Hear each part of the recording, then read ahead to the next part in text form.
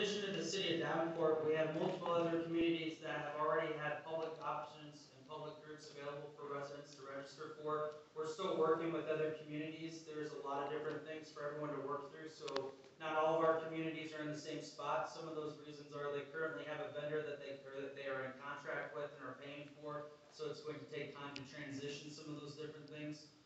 But as we continue to work with the local communities who are wanting to onboard with the Alert Iowa program, we're going to be working very hard with them.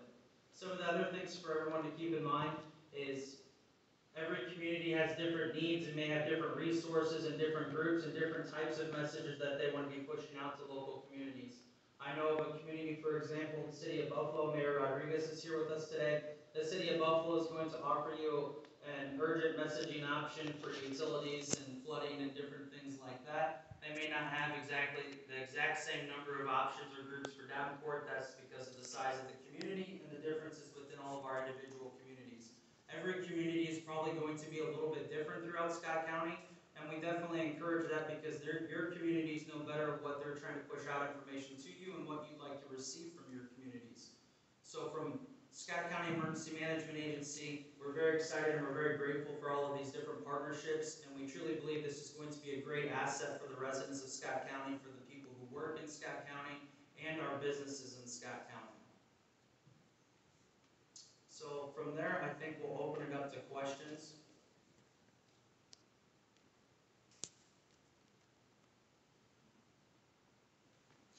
So how soon is this rolling out? When can people start getting involved and really getting their hands on the different ways to communicate and learn about communications from you and those who are ready to be on Alert Iowa? Yeah, absolutely, that's a great question. So the question, in case you weren't able to hear the reporter, was how soon can residents start getting on and getting accounts set up and moving forward with that? So the system is live today. We went live July 1st at midnight with emergency messaging, and that would be related to the tornado warnings as an example, just one example. So the system's live today. All of the public agencies are ready for deployment, ready for messaging to their residents. They're already live, so if you create an account, as soon as we're done after this press conference, you're going to see all of the live options.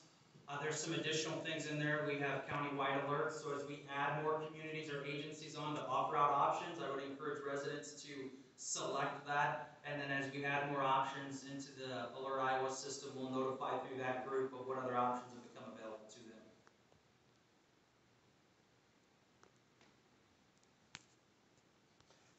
I'm going to go ahead. So how do people find this? Is this an application? Is this a website? Yeah, so there's multiple options. It's a phone application or a website. Every resident, and I appreciate this question because I failed to mention this. So every resident hitting the mailboxes today is going to get a postcard in the mail. So every residential mailbox in Scott County will get a postcard that's going to identify how they can register. Before then, if you download Smart 911 as the phone application on an Android or Apple phone, you can create an account through that. Or you can go to scottcounty.gov /EMA/alert-Iowa, and that'll take you directly into the location where we have additional information we go through. We have a question and answers page, which is part of the media handout for today for you guys, so if you didn't get that before when you came in, make sure you take one with you go. We've pre-established what we think some question and answers are going to be. It rolls through all of that different information. For residents who are non-English speaking, we have a non-English speaking page on there as well because of the emergency nature of weather events and tornado warnings. Them registering in the new account is very important for them because those messages will come out into their preferred language when they receive them. I know you mentioned you guys had texting options rolling out in the future. Is there an estimated timeline for something like that? I think some of that's going to come down to how we partner with different agencies, and I'll give you an example. So we're working with Scott County Conservation. For Scott County Park is just one example. We're going to look at evaluating the texting group options. So if I'm from Wisconsin and I'm camping out there, when I get there, I'm going to be handed a little flyer, and I can text in a certain phrase to a certain number, so that way I'll get emergency messages and different things like that. It's a little bit more unique because we have to establish those partnerships. We have to establish how we're going to communicate that with those folks that come there. We have some other ideas like the fairgrounds, for example. We weren't able to pull it together before the fair this last summer, but we're going to be working with them as well to establish something all the time for them. They have a lot of different events that go on. So those are going more targeted, based on geographical location or specific incidents that may be taking place.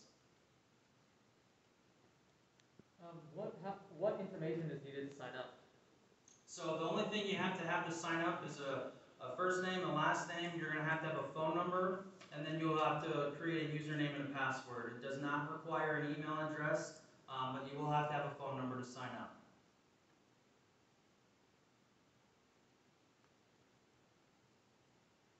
You said this went, the first part went live in July, and then starting today, you're rolling out the other parts.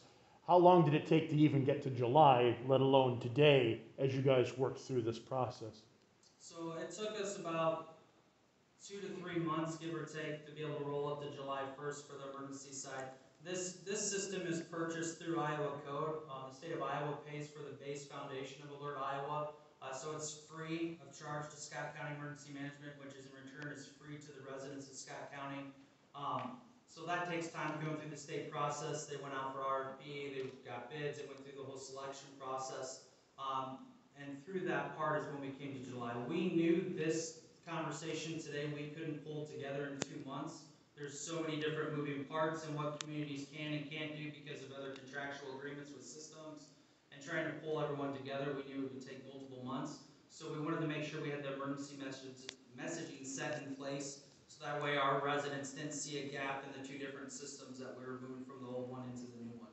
So there was no gap or loss of service from that, and then we worked and focused our time on this port. I would say, in my opinion, that this portion right here is going to be the most time intensive of getting the cities together, pulling everyone on the same page, getting the system built from administrative users on the back end to send the messages out, and making sure we don't have overlaps. And I feel like we have a really good opportunity and a good system in place.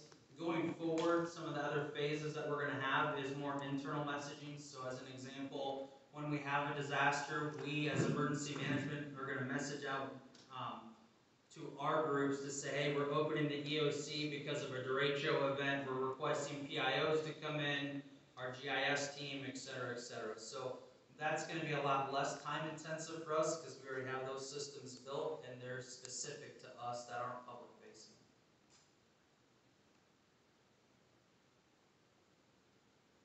Any other questions? I cannot tell you how much we really appreciate you guys coming today and pushing this message out. Like I said in the beginning, communication is one of the most challenging things on a daily basis, let alone during a disaster. And when we look at communicating to the public, we really want to do a good job for them. And this opportunity, this system, we truly feel like is going to enhance that opportunity significantly. So we really appreciate all of you coming out and helping us share the message today. Again, on your handouts that we have for you guys, you'll see a copy of the postcard that the residents should start receiving today or tomorrow. So you'll see that front and back, and then we put a copy in there of what we feel the question and answers could be from the residents at this point in time. It talks about security and safety of their information and the privacy of their information. It talks about how you can register. It has information in there for milestones. So if you're 60 years or older, how you can access that support. So we believe most of the information or questions may be in there, but I would expect that there's going to be some questions we haven't thought of yet. If I could add, just with respect to milestones, if folks do choose to call to avoid frustration, there would be people there to answer your calls between 8 and 4:30 Monday through Friday. If you call after hours or on the weekend, just leave a message and someone will get right back to you then Monday. Thank you. Did everyone hear her okay?